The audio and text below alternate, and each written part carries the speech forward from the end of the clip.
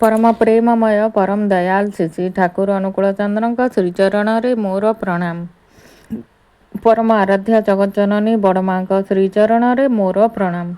परम पूज्यपाद बड़ना श्रीचरण मोर प्रणाम। पूज्यपाद आचार्य देवं श्रीचरण मोर प्रणाम। मोर यही वीडियो देखुथिबा अगणित इष्टप्राण गुरु भाई गुरुमा मानकु मोर अंतररू श्रद्धापूर्वक जय गुरु। मोर यही चैनल मु समस्त को श्रद्धार सह स्वागत जनाऊँगी। आसतु शुणिबा आजिर प्रसंगटी। सबुठी चलिबार गोटे नियम अछि, से नियम न मानिले सप्ताह विपन्न हुए। पुरुष शब्दर अर्थ जे निजर नुहे अन्य को पूरण करे भरण करे ताकू पुरुष कुहाଯାଏ। आउ जे करिपारे नाही सिए का पुरुष, सेमाने विवाह करिबा उचित नुहे। श्री श्री आचार्य देव कहिचंती, मनेकर पति पत्नी अछंती, पति जदि एपट सेपट करे किंबा पत्नी जदि एपट सेपट करे ताहले संसार भांगी जीवो। एहा ही नियम चाकिरी क्षेत्र रे। जदि जणे आजि जाए काली जाए नाही तेबे तार चाकिरी रहिबो नाही। दोकानी जदि आजि दोकान खोलिला काली खोलिला नाही, एमिति रे ता दोकान चलिबो नाही। जने डाक्तर आजि चैम्बर खोलिला काली खोलिला नाही, ताहले ता पाखकू रोगी आसिबा बंद करदेबे। जो पिलाटी पढ़ाशुना करुची जदि आजि से पिला पढ़िला काली पढ़िला नाही तेबे तार पढ़ाशुना भल हेबो नाही। तेणु जो काम आमे आजि करिबा काली करिबा नाही, से कामरे आमे कृतकार्य होई परिबा नाही। आउ एहा ही नियम।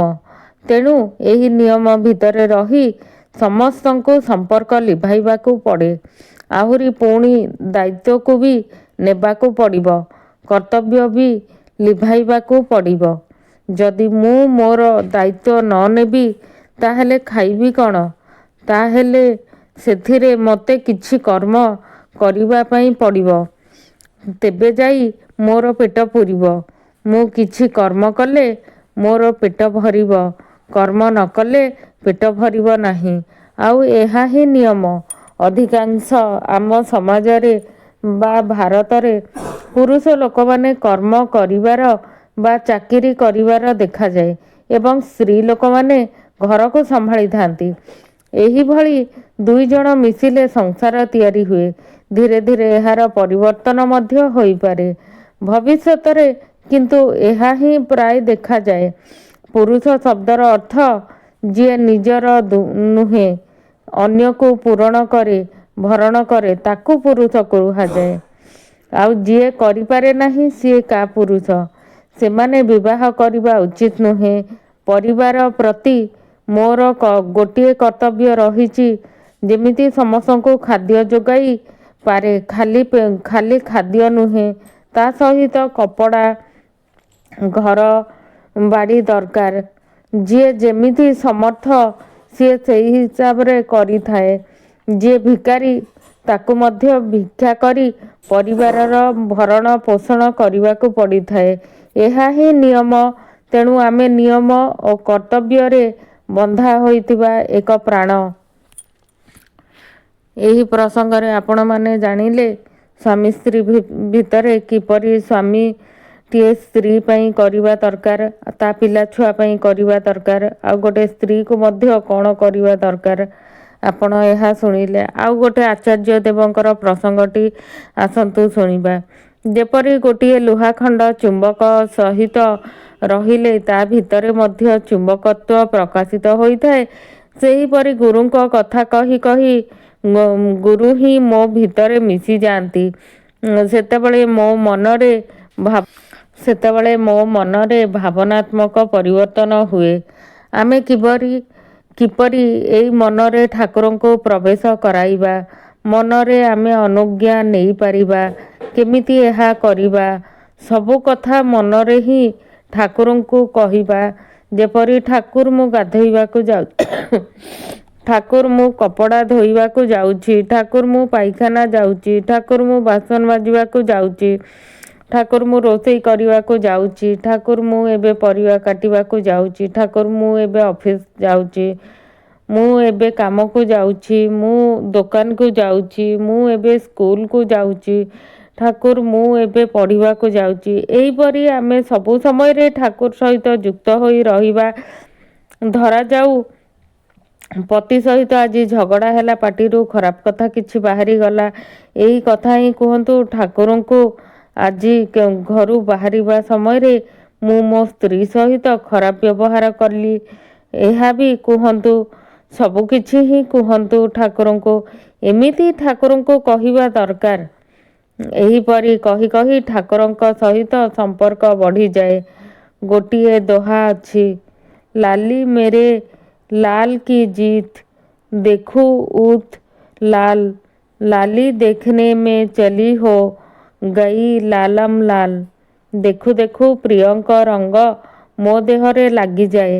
ଯେପରି ଗୋଟିଏ ଲୁହାଖଣ୍ଡ ଚୁମ୍ବକ ସହିତ ରହିଲେ ତା ଭିତରେ ମଧ୍ୟ ଚୁମ୍ବକତ୍ୱ ପ୍ରକାଶିତ ହୋଇଥାଏ। ସେହିପରି ଗୁରୁଙ୍କ କଥା କହି କହି ଗୁରୁ ହିଁ ମୋ ଭିତରେ ମିଶିଯାଆନ୍ତି। ସେତେବେଳେ ମୋ ମନରେ ଭାବନାତ୍ମକ ପରିବର୍ତ୍ତନ ହୁଏ।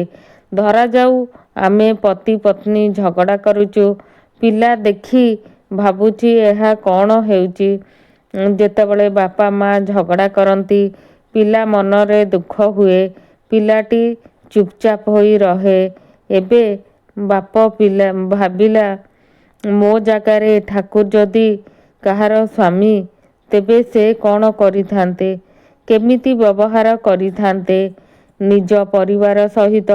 ସ୍ତ୍ରୀ ଭାବିଲା, ମୋ ଜାଗାରେ ଯଦି ଠାକୁର କାହାର ପତ୍ନୀ ହୋଇଥାନ୍ତେ, ତାହେଲେ କିପରି ଆଚରଣ କରିଥାନ୍ତେ ନିଜ ପରିବାର ସହିତ। ଏହିପରି ଭାବିବା ଦ୍ୱାରା ନିଜ ଭିତରେ ପରିବର୍ତ୍ତନ ଆସିବା ଆରମ୍ଭ ହୋଇଯାଇଥାଏ।